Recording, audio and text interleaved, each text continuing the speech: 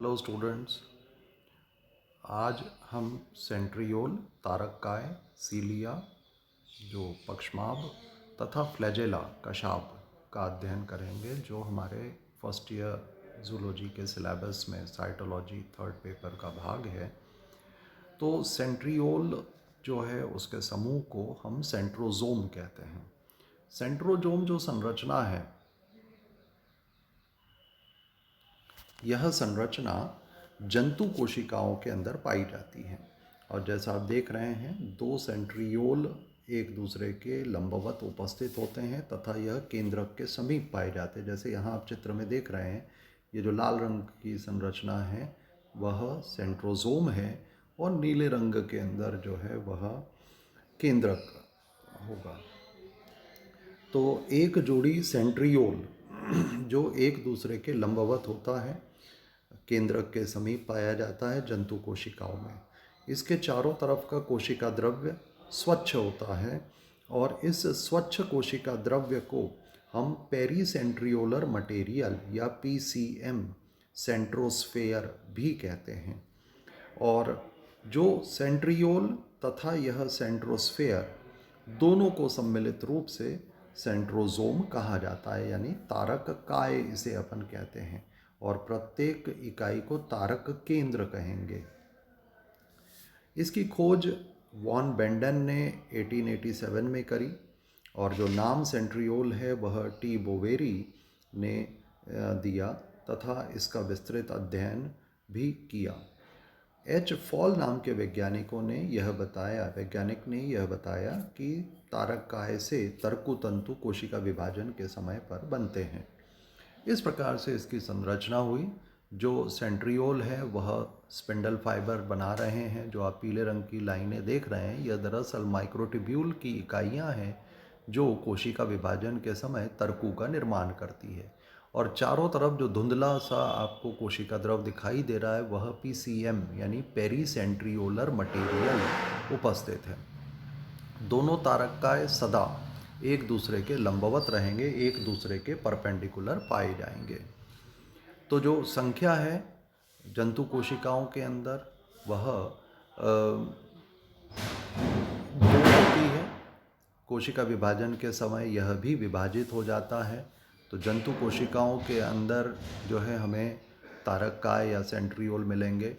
Mammal के RBC में तथा तंत्री कोशिकाओं के अंदर सेंट्रियोल नहीं होते, इसीलिए यह कोशिकाएं विभाजन भी नहीं करती। जिन पादप कोशिकाओं में कशाभ बनते हैं, फ्लैजेला बनते हैं या जूस्पोर्स बनते हैं, जैसे क्लेमाइडोमोनास है जिसमें जूस्पोर बनेगा, या ब्रायोफाइट और टेरिडोफाइट जो फर्न तथा मॉस है उनके नर युग्मक में पक्षमाभ होते हैं, फ्लैजेला होते हैं, तो उनके अंदर भी हमें सेंट्रियोल मिलेगा। लेकिन यह एंजियोस्पर्म तथा जिम्नोस्पर्म के अंदर नहीं पाए जाएंगे। लगभग सभी कवक में यह अनुपस्थित है। कुछ कशाभित प्रोटिस्टाओं के अंदर, जैसे युग्लिना हो गया, उसमें जो सेंट्रियोल है यह पाया जाता है। तो जो हमने सेंट्रोजोम कहा, सेंट्रोजोम के अंदर 3 भाग हैं। 3 भाग कौन से हुए? एक तो सेंट्रियोल जो 2 होते हैं और आपस में परपेंडिकुलरली अरेंज रहते हैं, और इसके चारों तरफ जो है वह स्वच्छ कोशिका द्रव होता है, कण रहित कोशिका द्रव होता है, जिसे सेंट्रोस्फेयर कहा था। साथ ही इनसे निकलने वाले जो माइक्रोट्यूब्यूल्स हैं वो भी हमें कई बार दिखाई देंगे। जो एक स्थान पर 2 सेंट्रियोल मिलते हैं, दोनों को सम्मिलित रूप से डिप्लोजोम भी कहा जाता है। सेंट्रोजोम के चारों तरफ कोशिका झिल्ली नहीं होती। यह सदैव केंद्रक के समीप पाया जाता है, इसी कारण से इसे जक्स्टा न्यूक्लियर भी हम कह रहे हैं। जो सेंट्रियोल है वह माइक्रोट्यूब्यूल्स का निर्माण करता है, इसी कारण से इसे माइक्रोट्यूब्यूल ऑर्गेनाइजिंग सेंटर MOC भी कहते हैं, जो कोशिका विभाजन के समय महत्वपूर्ण होता है क्योंकि उसी समय जंतु कोशिकाओं में यह स्पिंडल का निर्माण करेगा।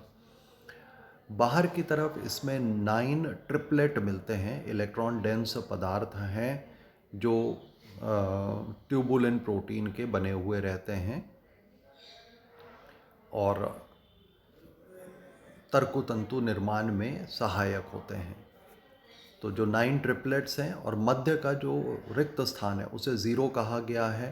तो 9 ट्रिपलेट और सेंटर में जो हब है वह एक अवकाश वाला स्थान है। इस कारण से सेंट्रियोल की संरचना को हम 9+0 कह रहे हैं। तो ये 9 ट्रिपलेट जो कि ट्यूबुलिन प्रोटीन की 3 इकाइयाँ हैं, या हम कह सकते हैं 3 माइक्रोट्यूब्यूल्स हैं। इनमें ट्यूबुलिन प्रोटीन की विशिष्ट व्यवस्था पाई जाती है। जैसा यहाँ आप देख रहे हैं, जो हमने चित्र में बनाया है उसको आप इलेक्ट्रॉन माइक्रोस्कोप, जो चूहे के भ्रूण के अंदर विभाजित करने वाली कोशिकाओं के अंदर बहुत ही अच्छी तरह से यहाँ आप इसको देख सकते हैं। तो 9 और मध्य का जो रिक्त भाग है वह 0 कहलाएगा। कार्य जो रहते हैं सेंट्रियोल के, जंतु कोशिकाओं में कोशिका विभाजन के समय तर्कुतंतु स्पिंडल फाइबर्स बनाता है। इसके अलावा जो साइटोकाइनेसिस के समय इसी के द्वारा जब ध्रुव बनते हैं तो कोशिका विभाजन का तल निर्धारित होता है, यानी दोनों केंद्रकों के समीप यह सेंट्रियोल होंगे और उसके मध्य में जो है कोशिका विभाजित होगी या विदलन खांच का निर्माण होगा। जिन कोशिकाओं में सीलिया या फ्लैजेला पाए जाते हैं वहाँ पर सीलिया और फ्लैजेला का जो आधार का है बेसल बॉडी ब्लेफेरोप्लास्ट का निर्माण सेंट्रियोल से होता है। नए सेंट्रियोल G2 प्रावस्था में विभाजन प्रारंभ कर देते हैं और प्रोफेज आते आते यह विभाजित हो जाते हैं। तो इस प्रकार से सेंट्रियोल भी कोशिका विभाजन के साथ ही विभाजित होता है और अपनी संख्या बनाए रखता है। तो ये जो आप देख रहे हैं इसमें कोशिका विभाजन के समय पर इसमें सेंट्रियोल जो है यहाँ पर ये दो इकाइयाँ आपको जो दिख रही हैं ये निर्मित हो गई। और ये G2 प्रावस्था में यहाँ पर आप एक इकाई और ये एक इकाई देख रहे हैं। तो सेल डिवीजन से कुछ समय पहले G2 प्रावस्था में सेंट्रियोल विभाजन चालू कर देंगे और M प्रावस्था तक यह पूर्णतया बन जाते हैं। सेंट्रियोल का मुख्य कार्य कोशिका विभाजन के समय स्पिंडल फाइबर्स बनाना। स्पिंडल फाइबर का काम होता है, ये जो गहरे नीले हैं ये गुणसूत्र हैं और ये बीच में जो धागे दिख रहे हैं यह सेंट्रियोल के स्पिंडल फाइबर्स हैं। तो सेंट्रियोल जो है वह ध्रुव बनाएगा, यहाँ पर पोल बनाएगा। अब सेंट्रियोल से बनी हुई संरचना जो है वो सीलिया तथा फ्लैजेला। सीलिया पक्षमाभ तथा फ्लैजेला जो है वह कशाभ। सीलिया सामान्यतया समूह में पाए जाते हैं जो कई 100 से कई लाख तक एक कोशिका पर उपस्थित हो सकते हैं। कशाभ सामान्यतया संख्या में कम रहते हैं, 1 से कुछ तक ही यह पाए जाते हैं। दोनों की आंतरिक संरचना समान होती है जिसके अंदर 9+2 संरचना हमें मिलेगी। तो यह कोशिका झिल्ली से बाहर निकले हुए कोशिकांग हैं, गमन की प्रक्रियाओं के अंदर सहायता करते हैं, जो गमन के लिए जो है आवश्यक बल प्रदान करेंगे। और इनमें परिधि पर 9 माइक्रोट्यूब्यूल से बने हुए तंतु रहेंगे। प्रोकैरियोट और यूकैरियोट के बाहरी जो संरचनाएं हैं उसमें थोड़ा अंतर होता है। प्रोकैरियोट के अंदर जो कशाभ होता है, फिम्ब्री है, पिलाई है, यह फ्लैजेलिन या फिम्ब्रिन या पिलिन प्रोटीन के बने होते हैं जिसके अंदर बेसल बॉडी, हुक तथा फ्लैजेलम संरचनाएं होती हैं। इसमें प्रोटीन की 4-4 क्रम उपस्थित रहते हैं। तो जो आंतरिक संरचना है प्रोकैरियोटिक या बैक्टीरियल कशाभ की वो यूकैरियोटिक फ्लैजेला से बिल्कुल भिन्न होती है। यूकैरियोट के अंदर यह ट्यूबुलिन प्रोटीन के बने होते हैं। इसमें भी नीचे की तरफ रूटलेट, बेसल बॉडी तथा फिलामेंट पाया जाता है, लेकिन आंतरिक संरचना में 9+2 होते हैं। सीलिया की जो गति है जिसका विस्तृत अध्ययन परकिंजे नाम के साइंटिस्ट ने किया था, उन्होंने कहा कि सीलिया जो है वह समूहित रूप से कोऑर्डिनेटेड मैनर में गति करता है, जबकि फ्लैजेला जो है वह अंडुलेशन के, स्पंदन के रूप में गति करता है। इसको देखिए आगे हम और अध्ययन करेंगे। सीलिया किसी कोशिका में 5 से 20 मिलीमीटर लंबे यह होते हैं। इनकी संख्या 1500 प्रति सेल या इससे भी अधिक हो सकती है। यह समूह में गति करते हैं जो समन्वयित होती है, कोऑर्डिनेटेड होती है। फ्लैजेला के अंदर जो लंबाई है वो बहुत ज़्यादा है, 100 से 200 माइक्रोमीटर तक होंगे, इनकी संख्या 1 से 8, कुछ अपवाद में 50 तक होती है। इनकी गति को अंडुलेटरी और स्वतंत्र गति कहते हैं। संरचना में दोनों लगभग एक समान हैं। नीचे के तरफ आधारकाय या रूटलेट जो पाए जाएंगे। मध्य में इसकी बेसल बॉडी या बेसल ग्रैन्यूल होता है जो कि मुख्य रूप से सेंट्रियोल होता है, और ऊपर की तरफ सीलियम या फ्लैजेलम निकला हुआ रहता है। सीलियम या फ्लैजेलम जो है उसकी आंतरिक संरचना के अंदर हमें 9+2 संरचना मिलती है, जबकि बेसल बॉडी जो है वो सेंट्रियोल से बनी हुई रहती है, यह 9+0 होती है। और रूटलेट जो है वो प्रोटीन के सिंपल ठोस छड़नुमा भाग होते हैं। तो ये इंटरनल स्ट्रक्चर जो आप यूग्लिना को देख रहे हैं जिसमें फ्लैजेला है, और पैरामीशियम जो कि जिसमें सीलिया पाए जाते हैं। आंतरिक रूप से यह इलेक्ट्रॉन माइक्रोस्कोप में आप यहाँ देख सकते हैं। ये चित्रात्मक प्रदर्शन है और यह जो है इसका माइक्रोग्राफ है। तो जो 9+2 हमने कहा, तो 9 पेरिफेरल डबलेट है, परिधीय द्विक है, जिसके अंदर 1 और 2 इस तरह से नाम दिए गए हैं। 1 2 3 4 5 6 7 8 9, तो 9 डबलेट हुए। इन डबलेट में 2 भाग होते हैं। जो हल्के नीले रंग में है वो ए फाइबर कहलाएगा, और उसके पीछे गहरे नीले में जो है वो बी सब फाइबर कहलाएगा। और जो इनके आगे आर्म्स होती हैं, ये जो लाल रंग में है ये आर्म्स हैं जो कि डायनिन की बनी हैं। इसका मतलब ये हुआ कि जो माइक्रोट्यूब्यूल है वो तो ट्यूबुलिन के बने हुए, ए ट्यूब्यूल तथा बी ट्यूब्यूल, और जो आर्म्स हैं वो डायनिन प्रोटीन की बनी हुई रहती है। इनके साथ एटीपी के लिए एटीपेज एंजाइम तथा मैग्नीशियम उपस्थित होते हैं। यह संरचना आपको अपने कॉपी में भी बनानी है, क्योंकि ये बोर्ड एग्ज़ाम आपके जो एग्ज़ाम्स होंगे उसके अंदर इम्पॉर्टेंट रहेगी। इसमें अब आप कई संरचनाएं बहुत अच्छी तरह देख रहे हैं। ए सब फाइबर, बी सब फाइबर, ए के आगे जो है आप आर्म देख रहे हैं जो सफ़ेद रंग से दिखाई गई है, जो कि डायनिन की बनी है। सब फाइबर्स ट्यूबुलिन के बने हुए रहते हैं। ए सब फाइबर मध्य में सेंट्रल शीथ के संपर्क में रहता है। तो इस प्रकार से इन जो अरीय फाइबर्स हैं इसको रेडियल स्पोक कहा जाता है, और अंदर की तरफ 2 सेंट्रल माइक्रोट्यूब्यूल्स हैं, तो परिधीय 9 और मध्य में 2। तो आपके जो बीएससी पार्ट 1 के जो एग्ज़ाम होते हैं उसमें केवल यह चित्र बनाने के लिए 3 मार्क्स का या 5 मार्क्स का प्रश्न स्वच्छ नामांकित चित्र बनाने के लिए आता है। तो ये आपको अच्छी तरह से याद करना है। और ये इसका अनुदैर्ध्य काट, जिसके अंदर हमने बेसल बॉडी और सीलिया या फ्लैजेला का ऊपरी और मध्य भाग जो है वो दर्शाया है। तो यहाँ बेसल बॉडी चूँकि सेंट्रियोल है, जैसे हम ये सेंट्रियोल है 9+0, और जो आगे का हिस्सा है वह है 9+2। तो आप देख सकते हैं बेसल बॉडी जो इसका आधार काय है वह सेंट्रियोल के द्वारा विकसित होता है। अब इसमें जो गमन होगा तो उस समय जो तंतु हैं यानी 9 या 3, वह किस प्रकार से एकांतरित रूप से कार्य करते हैं, और जिसके कारण बल उत्पन्न होता है और यह जलधारा को प्रोपेल करने में, धकेलने में कार्य करेंगे। तो जो सीलिया है उसमें गति के दौरान 2 मुख्य प्रावस्थाएं होती है, पावर स्ट्रोक तथा रिकवरी स्ट्रोक। पावर स्ट्रोक जो है उसे इफेक्टिव स्ट्रोक भी कहते हैं।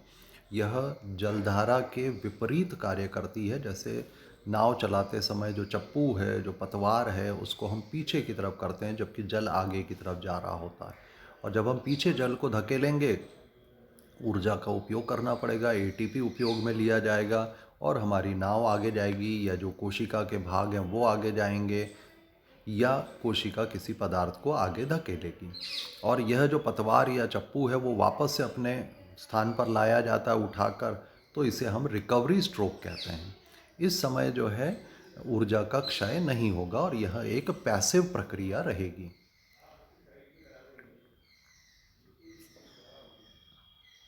तो इस प्रकार से कई सीलिया एक के बाद एक क्रम से कोऑर्डिनेटेड गति करते हैं,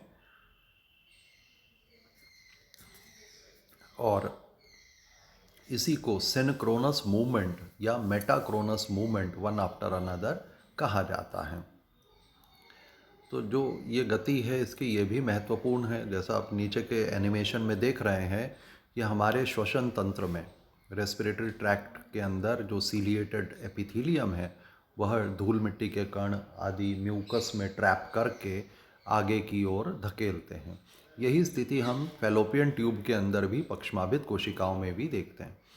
फ्लैजेला अकेला होता है, अंडुलेशन गति करता है, जिसके द्वारा सर्पिल क्रम से ऊपर से नीचे की तरफ जो है गति होगी और यह भी उसी प्रकार से बल उत्पन्न करेगा। लेकिन इसमें कोऑर्डिनेशन नहीं है, क्योंकि पक्षमाभ जो होते हैं सीलिया वह काफ़ी सारे होते हैं, कोऑर्डिनेटेड एक साथ मिलकर बल उत्पन्न करते हैं। फ्लैजेला बड़ा होता है, कशाप जो है बड़ा है और अंडुलेशन से स्वतंत्र रूप से एकल कार्य करेगा। तो मूवमेंट पैटर्न फ्लैजेला के अंदर वेव लाइक मूवमेंट्स हैं, पेंडुलम या अंडुलेटिंग मूवमेंट्स इनको अपन कहते हैं, जैसे स्पर्म वगैरह की जो गति रहती है युग्लिना की गति है। जबकि सीलिया के अंदर समेकित कोऑर्डिनेटेड मेटाक्रोनल रिदम इसमें देखा जाता है। सीलिया जो है वो अत्यधिक संख्या में, जैसे आप यहाँ देख रहे हैं, जो पहला चित्र है वह लंग्स का है और दूसरे चित्र में फैलोपियन ट्यूब के ऊपरी कोशिकाओं के अंदर सीलिया पाए जाते हैं। पैरामीशियम के अंदर जो है सीलिया, और सीलिया के द्वारा जो मेटाक्रोनल रिदम होगा उससे यह गति देखी। तो ये सम्मिलित रूप से, समेकित रूप से यहाँ पर अपनी गति करते हैं। यह हमारे लंग्स का जो चित्र है, लंग्स के अंदर आप देख रहे हैं कि जो हमारी सीलिएटेड ट्रैकिया है वहाँ से यह गति जो है धूल मिट्टी के कण और श्लेष्मा, एक कोशिका में यहाँ आप देख रहे हैं यहाँ श्लेष्मा निकल रहा है, तो श्लेष्मा और धूल मिट्टी है, बैक्टीरिया है, उनको एक साथ ट्रैप करके यह सीलिएटेड कोशिकाएं आगे की तरफ धकेलती है, जिससे हमारा श्वसनीय पथ साफ बना रहता है। अगर सीलिया गतिशील हैं तो उनको काइनोसीलिया कहते हैं, जैसे अभी अपन ने देखा पैरामीशियम के अंदर हो गया, या फैलोपियन नलिका के अंदर है, या जो श्वसन पथ के हैं वो सब काइनोसीलिया। लेकिन कई स्थानों पर इमूवेबल सीलिया भी होते हैं, स्टीरियोसीलिया इन्हें कहते हैं, जैसे एपिडिडाइमिस में। या एपिडिडाइमिस के अलावा यह जो है हमारे अंतःकर्ण के अंदर जो इंटरनल ईयर कोक्लिया है वहाँ पर भी यह पाए जाते हैं। मानव स्पर्म में जो फ्लैजेला हैं स्पर्म की गति के लिए महत्वपूर्ण होते हैं और स्पर्म को अंडे तक पहुँचाने में इनकी सहायता रहती है। तो यह महत्वपूर्ण उदाहरण हुए, जैसा आप देख रहे हैं रेस्पिरेटरी ट्रैक्ट के सीलिया, या शुक्राणु जो अंडे की फैलोपियन ट्यूब के अंदर से गुजर रहा है। कैसे पता पड़ा कि फैलोपियन ट्यूब है? क्योंकि यहाँ पर सीलिया दिख रहे हैं और ये आंतरिक संरचना हुई। तो आज आपने सेंट्रियोल की संरचना और सेंट्रियोल से विकसित होने वाले सीलिया और फ्लैजेला का अध्ययन किया। इनका चित्र आपको बनाना है, बुक से इनको स्टडी करना है, तो इसे आप अच्छी तरह समझ पाएंगे। Thank you.